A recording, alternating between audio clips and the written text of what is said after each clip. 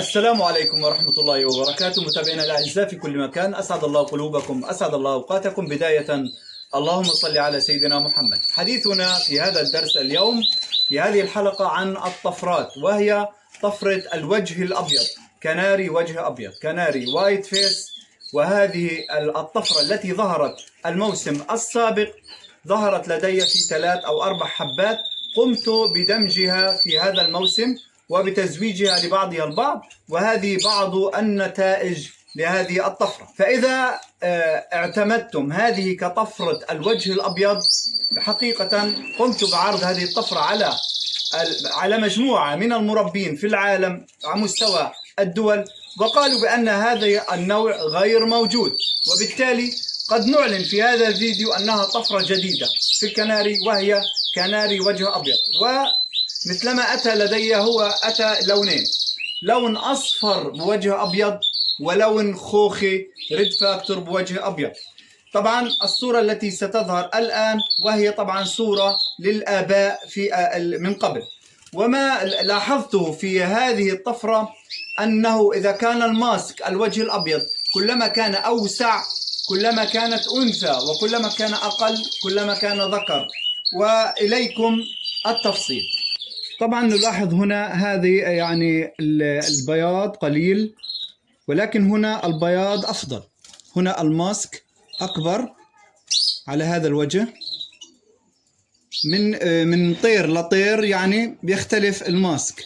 هنا الماسك أفضل وأوضح، هنا الماسك أفضل، داغة بيضاء، وحول العين البياض، شوفوا على جنب.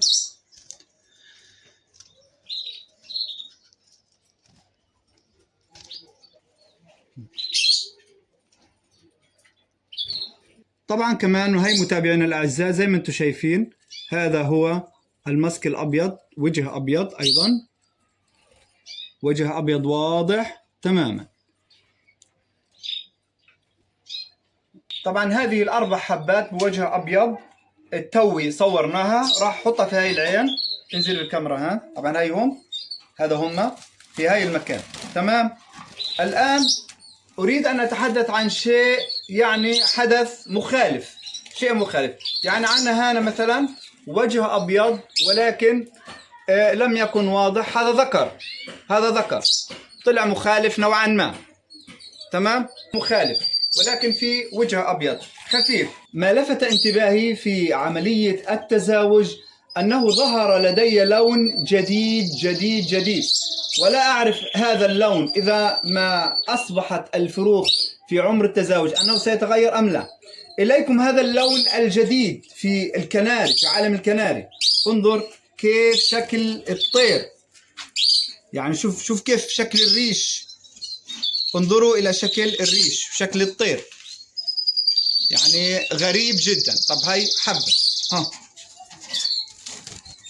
هاي كمان طير. انظروا إلى الوجه، انظروا إلى الوجه كيف طلع، ولون الريش، لون الريش كمان. طبعا هذا من ريد فاكتور، من أبوين غامقين.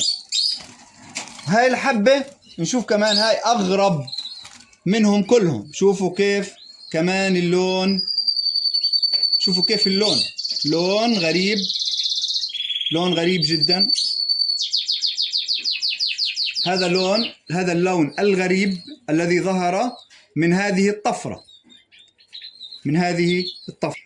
وعندما أقول لون غريب، هذه الفروخ التي بلون البيج، انزل عليها للمرة الأخيرة في الفيديو، هذه التي بلون البيج، هذه الحبة اللي في إيدي أختها، هاي الحبة أختها. نقرب على الماسك وبعدين نشوف اللون الأصلي، هاي الماسك الأبيض. طيب نشوف اللون اللي ظهر فيما بعد. شايفين هذا؟ شو بنقول عنه؟ بنقول عنه خوخي أصلي، خوخي أصلي، يعني ريد فاكتور أصلي. إذا متابعينا الأعزاء، هذه طفرة الوجه الأبيض زي ما أنتم شايفين، والتي تحدثت عنها في الموسم السابق. هيها إذا أردتم أن نسميها أو أن نعتمدها طفرة، نريد آراءكم في هذا الفيديو. هل نعتمدها طفرة أم أنها شيء عابر في الكناري؟ وايت فيس الكناري الابيض او صاحب الوجه الابيض، هذا والله الموفق. لا تنسى اللايك، لا تنسى الاشتراك في القناه ان كنت ترانا للمره الاولى، وانتظرونا في فيديوهات قادمه ان شاء الله رب العالمين. طبعا اجزنا الان، نحن في اجازه ان شاء الله رب العالمين، وسنتواصل معكم عبر الفيديوهات. نريد دعم للقناه لتعود كما كانت قبل الاحداث، ويعود الزخم والمشاهدات على هذه القناه. والسلام عليكم ورحمه الله وبركاته.